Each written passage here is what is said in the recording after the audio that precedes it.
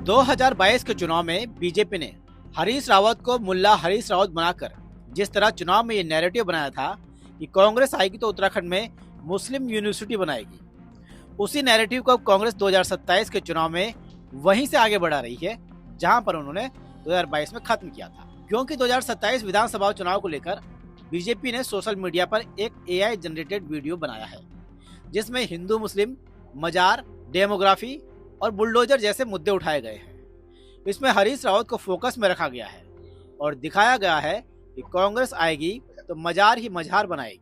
वहीं पिछली बार से इस बार अंतर सिर्फ इतना है कि पिछली बार हरीश रावत की मुल्ला दाढ़ी थी और इस बार मुल्ला दाढ़ी नहीं बल्कि टोपी है और मुस्लिम यूनिवर्सिटी की जगह मुद्दा इस बार मजार है। बीजेपी ने वीडियो पोस्ट करते हुए लिखा कि सत्ता के लालच में अंधी कांग्रेस ने हमेशा सिर्फ अपनी कुर्सी देखी है, चाहे उसके लिए देवभूमि की पवित्रता को दांव पर ही क्यों न लगाना पड़े। वोट बैंक के लालच में कांग्रेस ने पहाड़ की डेमोग्राफी को बदल कर रख दिया है। अब और नहीं, भाजपा सरकार में एक एक अवैध घुसपैठिए का हिसाब होगा और उन्हें बाहर का रास्ता दिखाया जाएगा।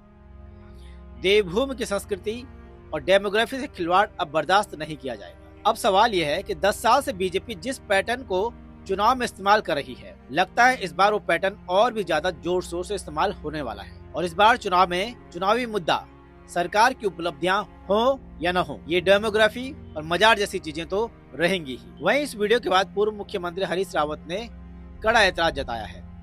उन्होंने कहा कि सच ये है कि तुष्टीकरण की राजनीति बीजेपी खुद कर रही है। हरीश रावत ने सवाल उठाया कि अगर तुष्टीकरण गलत है तो फिर अल्पसंख्यक आयोग क्यों बनाया गया। उन्होंने कहा कि अल्पसंख्यकों के लिए योजनाएं पहले भी बनती थी और आज भी बन रही है। हरीश रावत ने दावा किया कि वे पहले ऐसे नेता हैं जिन्होंने बंगाल में बाबर के नाम पर मस्जिद बनाने का विरोध किया था। इतना ही नहीं, हरीश रावत ने दो टूक कहा और चेतावनी भी दी कि अब वो 7 दिनों तक बीजेपी के दफ्तर में जाएंगे और झूठी राजनीति का पर्दाफाश करेंगे। झूठ को के लिए आपने सामान नहीं मांगी, इसको डिलीट नहीं किया तो मुझे मजबूर होकर के आपके खिलाफ एफआईआर दर्ज करने के लिए थाने में जाना पड़ेगा।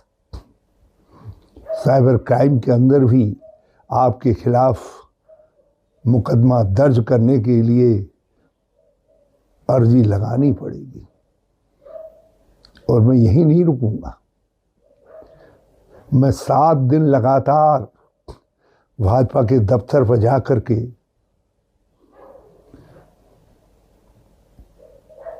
झूठी भाजपा को नंगा करने का नंगा भी करूंगा। बहरहाल इस बार हरीश रावत और कांग्रेस का तुरंत पलटवार करना ये साबित करता है कि इस बार उत्तराखंड में हिंदू मुस्लिम वाले जाल में कांग्रेसी फंसेंगे नहीं, क्योंकि 2022 में कांग्रेस ने पीएम मोदी के उत्तराखंड में मुस्लिम यूनिवर्सिटी वाले बयान पर रिएक्ट करने में काफी देर कर दी थी। इतनी देर कर दी थी कि चिड़िया वोटों की खेती चुक गई थी। खैर, अब जनता को तय करना है कि उत्तराखंड में वो इस बार किस तरह की राजनीति चाहते हैं। News trial Uttarakhand.